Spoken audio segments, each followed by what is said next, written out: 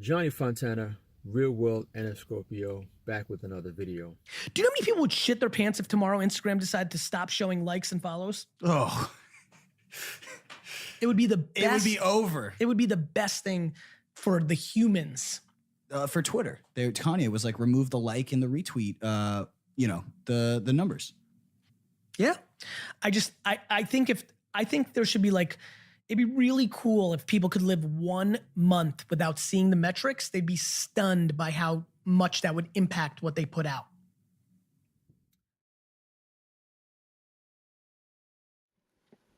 I think we all knew in the back of our minds, even though we feigned this whole line of like, there probably aren't any really bad unintended consequences.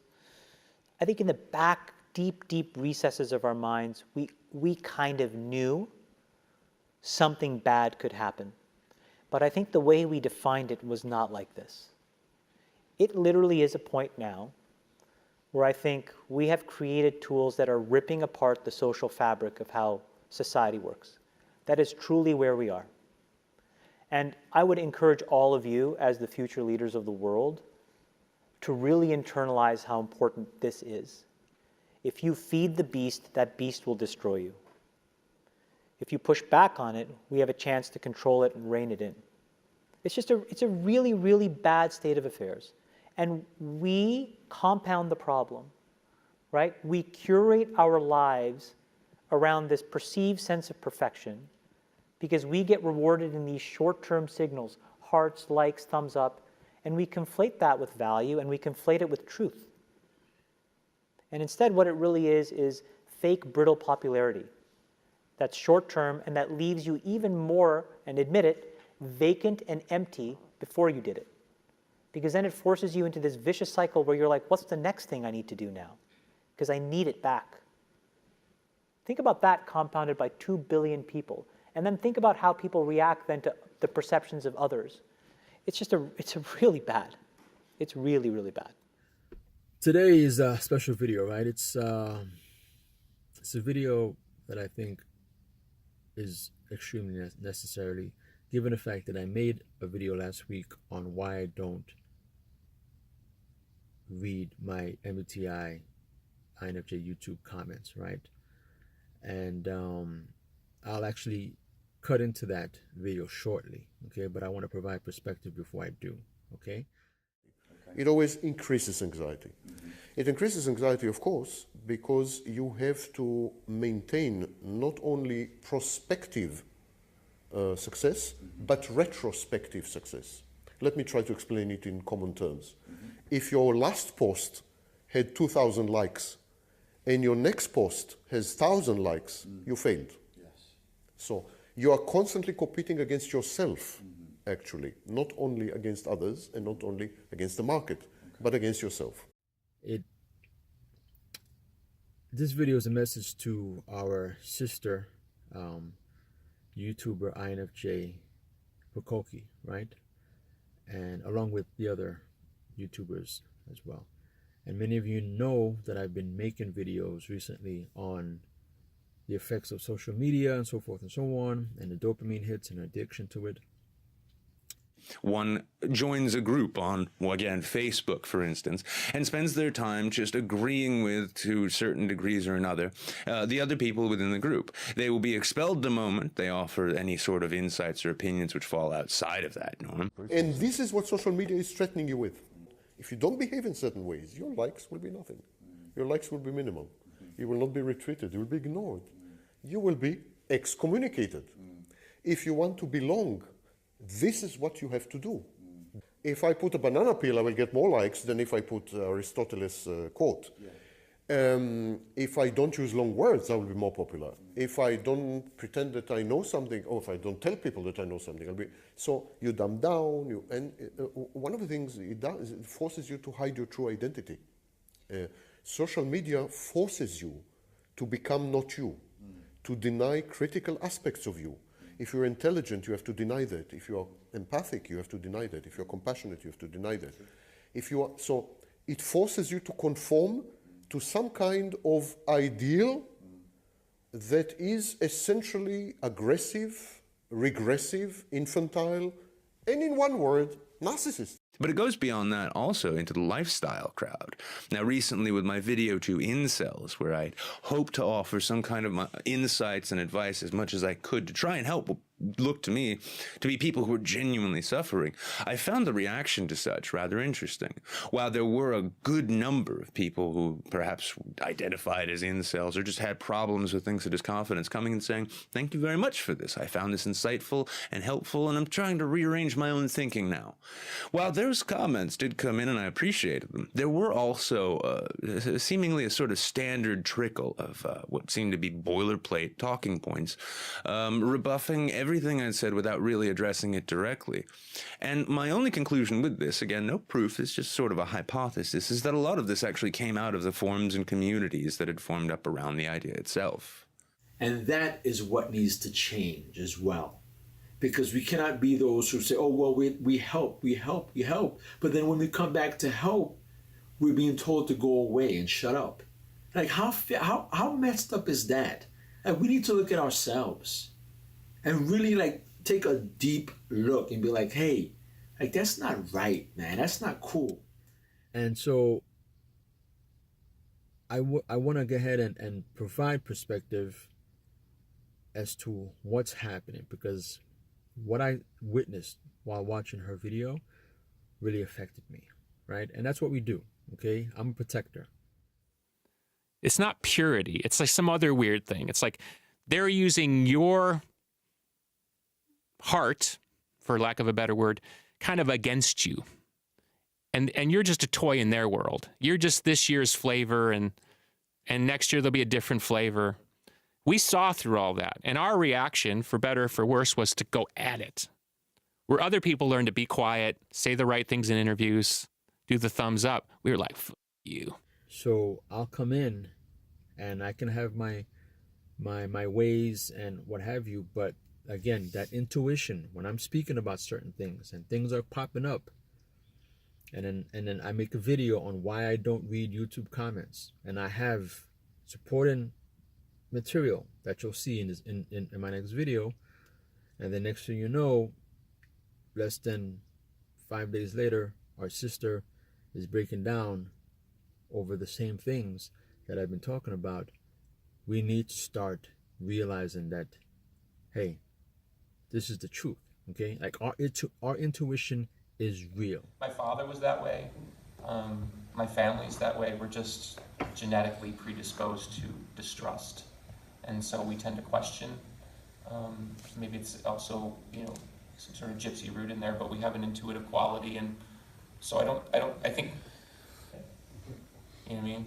I think there's bigger fish to fry, to use an old saying. And when I look at Jimi Hendrix and I look at John Lennon, they never settled. They never were okay with the version that other people were giving them. In fact, they tend to shirk that off and move on to the other thing quite quickly. In essence, a restless soul doesn't take Rome's version of it and say, fine. A restless soul should look and say, this doesn't seem right. And then the real critic comes out, which we can follow because there's an authenticity and integrity in what they're saying. And to refer back to the young man's question, that's the point. I'm more interested in the integrity of the message, and if it kills me or it kills the band, I don't give a shit. I want to live, of course. I'd rather retire on an island. But as long as I'm in it, I'm going to report for what I see. And if it means a smaller audience, then that's what it means. But a man has to be able to lay his head on his pillow and know he's telling the truth. And I've at least tried to tell some form of the truth in a system that doesn't want truth tellers. Look at the people that get rewarded by the system that exists. Are you kidding me? Just ask you one existential rhetorical question. How many truth tellers exist at the highest levels of media in America right now? And how many people, because they're cussing out some other person, that's considered truth? That's not truth.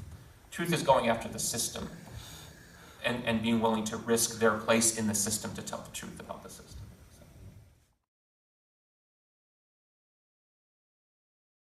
10 years ago, you would only assume that if you go to a concert, there's a performer on the stage and has an audience of 10,000 people that they're performing to. What's happened with the media sphere that we're in, or media atmosphere that we are in now, is that you go to this concert, there's 10,000 people there. difference is that everyone believes that they are the artist and everyone else is the audience. The problem with that, of course, is that everyone else thinks the same. So everyone believes that all these people, they're here to listen to me. But when everyone else is doing the same thing, it's just a concoction of, it's sort of like a chicken farm. Everyone's just shouting at each other. I like the idea of interactive art, as long as it's controlled from above, as long as the artist knows what they're doing, as long as there is a clear separation between the artist and the audience. When you fall into the trap of confusing the artist and the audience, when you believe that the audience knows more than the artist, is more authoritative, is more creative, is more talented, then art ends. Then you have something else. You have cacophony. You have simply an apology for radical democratization. And it's wrong to confuse democratization in cultural or political terms with the creation of art, which is, by definition, for better or worse, an elitist business. Obviously, I have more experience than she does in life, just in general. I've been through more extreme situations, growing up in New York City, being chased by gang members and all that stuff, being a law enforcement officer, and being, in military. I've developed a certain level of resilience and understanding for certain things. My SE has developed, so I can deal with certain things, and but at the same time, I'm still emotional, just like we all are. So let me play a clip really quickly to provide your perspective by Moby. All right, go. One thing I did want to mention was one of the single most negative things about the digital revolution is negativity itself.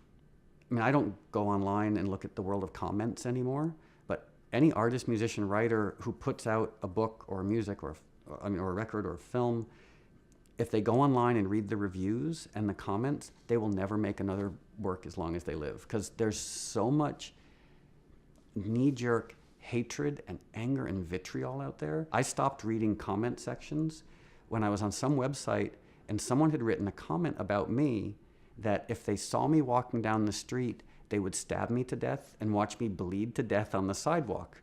And I thought to myself, wow, I know myself relatively well. I'm a bald vegan guy who makes music in his apartment. Like, I don't know that I am really deserving of being stabbed to death by a complete stranger.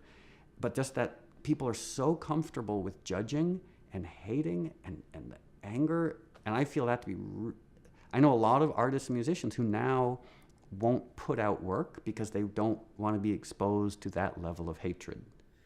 So as you can see, his experience is rather horrific. Not to say that it necessarily relates to what Pucokie experienced. However, let's provide perspective. As intuitive feelers, as INFJ types, we provide perspective. We have that intuition, just like I've been so passionate about providing and ringing the alarm on how social media is affecting us, and now it's really getting to the point where it's going to be affecting more YouTubers, okay?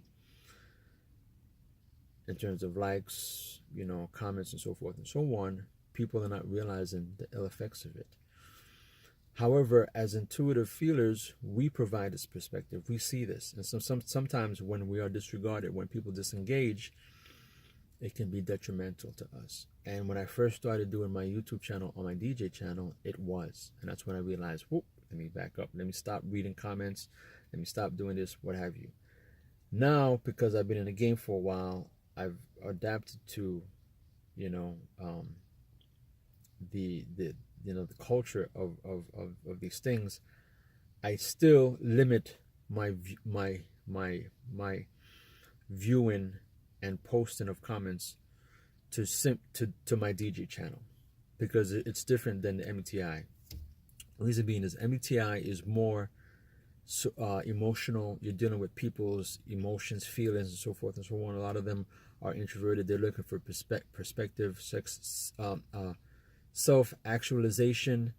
That I know myself as a Scorpio, as a protector. I'll go in there, and you have a lot of people who are, which you'll see in my video.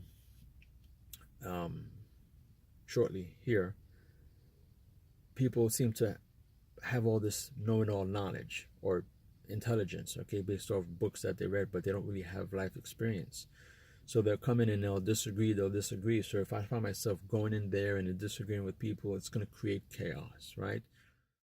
You see, throughout human history, we had something that between me and myself, called sacred spaces. Sacred spaces were physical spaces where only certain people were given access. And of course, one prime example of a sacred space is a book. A book was a space where only certain people were given access. And a television program or a movie. Internet was the first time that all space was created equal, and there was no longer privileged space. And now, authority is critical for truth and knowledge. Critical. It is a logical fallacy to accept truth and knowledge only by virtue of authority. But there is no possibility to have truth and knowledge without authority. Right. None. You go to a doctor, he is an authority. Otherwise, he will not get treated properly. And indeed, that's one of the major battlefields, where millions and tens of millions of people are challenging doctors and telling them, this is your version and this is my version. I can treat cancer with herbs. And crystals. And crystals. And you can treat cancer with chemotherapy. That's what you say. Maybe. I mean, it's equally valid. It's equally valid. So, and this is a result of, this used to be the preserve of narcissists. Most people would have said, yes, I really don't know many things. Yes, please teach me. I would like to learn. What changed that is the internet. Because suddenly everyone knows everything because everyone has access to Wikipedia. That's it. Yeah. Now everyone is omniscient with a single click of the mouse or even with a tap of the screen. You want to know what happened in 1066, it's a tap away. You want to, so in which sense, for example, a professor of history is superior to you? He knows what happened in 1066, and so could you. You're both of equal knowledge. Only you chose not to realize this potential, but it exists. Right. And it doesn't require a lot of work. It's very easy. Yeah. So you're omniscient by definition. Yeah. Omniscient by definition. And again, because of my SE, it's like the DJ channel, right? Where the DJ channel is more black and white. It's like, it's either you know it or you don't, okay? Let me provide a clip by Andrew Keene, okay? The Hollywood mogul Barry Diller put it most accurately. He said, look, every generation has a small group of people who are talented. That's a reality. It's an unfortunate reality. It's a reality that many people don't like because most people don't have talent. You can't just pick up a camcorder and suddenly say, oh, I can make a movie. To become a master of your art, whether it's in writing or in filmmaking or in music making, requires intense practice. What would a young Fassbender, a young Herzog, a young Hitchcock, a young Scorsese think? They wouldn't make it in this business. They'd slap up their early stuff on Facebook, on YouTube. It would get lost. It would get lost in the ocean of garbage. So for a serious young filmmaker, these are very, very depressing times. When you leave everything to the crowd, when everything becomes democratized, where everything is determined by number of clicks, you're by definition undermining the seriousness of the artistic endeavor. So again, it's like, as authority figures like Pucokie or whoever has channels, we're sort of like authority figures, okay? So we've built this ability to get on camera, okay, and present our perspective, okay? So we sit at the top. Not that we're above anyone, but we are the creative artists, right? So we have this platform and we provide this information. So not everyone can do what I can do. So that's why I provide the tutorial. However, DJing is more of a real elitist business, and you have a lot of elitist type personalities where they'll come in and they'll think they're better than you, but then they realize that, hey, they can't do what I can do. But then you'll have some people who come in and they'll chime in and they'll say, oh, why are you doing this with the knob? Why are you twisting it? If you were at a nightclub in my country, then people would turn away from you and so forth. And my response is, hey, if you're sitting there watching the DJ, staring at the DJ, then you're doing it wrong. Now come sit on my lap. Let's have a chat. And then they quickly realize they're messing with the wrong person. And then, you know, I have to explain, you know, to them that it's for social stability. I'm not coming in there because I'm trying to antagonize or engage in negativity. It's like, I don't want people coming in to disrupt the class, right? But again, I can get volatile, but I don't do it often because most of the time people are just commenting thank you and so forth, and they're being very appreciative. At the same time, I don't get caught up in that whole adoration thing. That's why I don't read comments directly after I've posted, because that's not me. I don't like to get attached to that, oh, like all day. I'm just, you know, reading like messages. That's not who I am. So I've been able to develop my ability to withstand that addictive, you know, that addictive behavior. Now, here's what's important now, and we'll get into the video now. When it comes to the DJing, I have SE, okay, which I've developed through my years, like I said before, my past experience.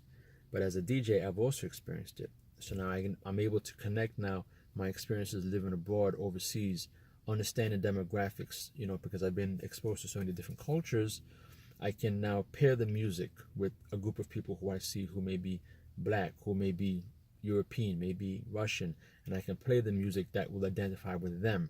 I can play certain music that will have low range and then manipulate the crowd by playing 2 more tracks to sort of create that tension and sort of now, you know, give like a sort of like a high impact song to create, to emote emotions and feelings and sing-alongs, and then bring it back down and create this wave, right, of emotions, and also be aware of the bar and how I need to ensure that the bar, you know, because if I bang it too much, then everyone's going to be on the dance floor. No one's going to be contributing to the bar, which then doesn't contribute to people's tips, which doesn't contribute to people's paying of their bills and so forth and so on. So all of these things are just, you know, like it's SE driven because you're observing all these body languages, you know, if the crowd is feeling this, feeling that, feeling this way, and then from there it pings to your NI, which then goes to your TI and says, okay, this is the logical way to approach it, and then it goes to your FE, and then now you provide that social stability so that people are happy on the dance floor, and that, you know, you don't have the music manager yelling at you saying, oh, you're banging out the crowd is losing the dance floor and we're losing money, right? So that's all harmony right there. So, and that's different. So that's why I take my SC and I apply it to the MBTI, and I'm like, I'm not going to go there. I'm not going to go and get involved because I know that I can be a little bit hostile, and I just will refrain from that, okay? But we have to understand where this is coming from. So, and I knew it. And, you know, this is not something that I'm proud of saying, but I watch everyone's videos, okay? Pucokie, I don't necessarily follow her path. It's not because I don't like her content. It's just because we lead different paths, right? But I watch her content because I'm interested in what she's saying, what other interviews, because again, my finger is always on the pulse. I'm always watching everyone. You know, it doesn't necessarily mean that, you know, I follow you. It's because I'm interested in, you know, trying to, you know, be better than you or so forth. It's just because I'm doing it because that's who I am. I do research, right? In order to provide, you know, fodder for my content. But at the same time, I've noticed she taken a path. She's going somewhere, and even with that video, let me read my assumptions, your assumptions about me. Like, all of this is connecting to, you know, like adoration, and to let me read about me. Me. Let me do this, me. You put out content. So the most popular accounts on Instagram have zero content. True. They are teenager, usually girls, who eat bananas. I mean, zero content. And they have 16 million followers. So we see, I mean, that's absolute proof. In other words, signaling enhances anxiety. Invariably, there is no situation that signaling reduces anxiety or has no connection to anxiety. It always increases anxiety. It increases anxiety, of course, because you have to maintain not only prospective success, but retrospective success. Let me try to explain it in common terms. If your last post had 2,000 likes and your next post has 1,000 likes, you failed. So you are constantly competing against yourself, actually, not only against others and not only against the market, but against yourself. You have to exceed yourself all the time. This creates enormous performance anxiety. Actually, we discovered that 41% of freshmen who were on social media reported extreme anxiety, compared to 18% of freshmen in 1985. So the number of freshmen who reported extreme anxiety tripled over this period of time, and all of them were on social media, and it was the only component that changed between the two dates. So social media did this. She sort of went into that space, that addictive space where it's like, oh, I'm going to put out more content, because I need that. And then when now people are now sort of veering off or going away, now it affects her negatively.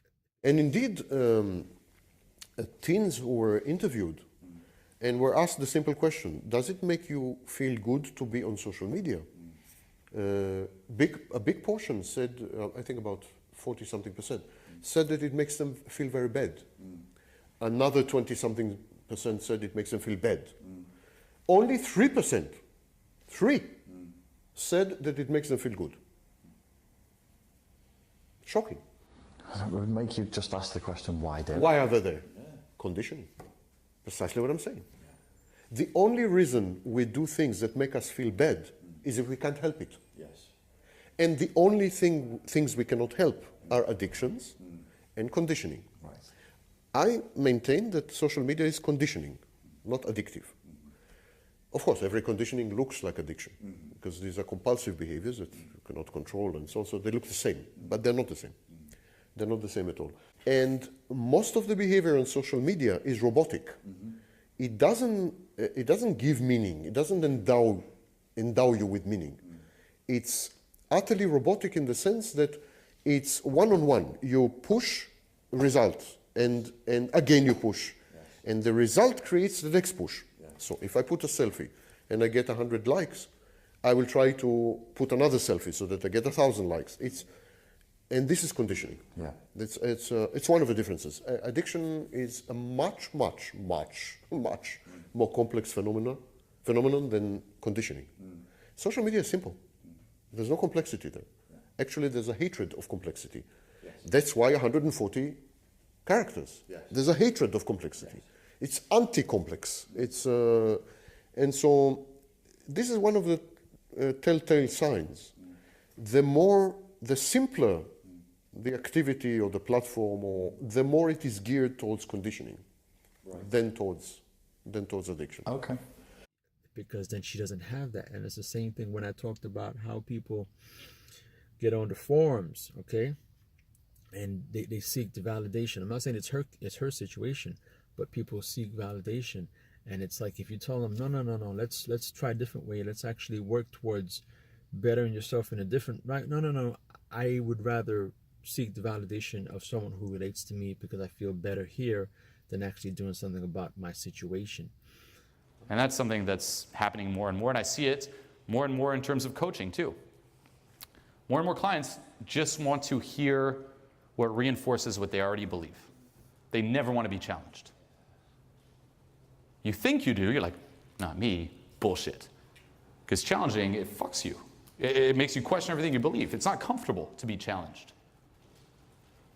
You know? There was a guy, I remember this is in New York, and he knew about self-help. He's like, you know what?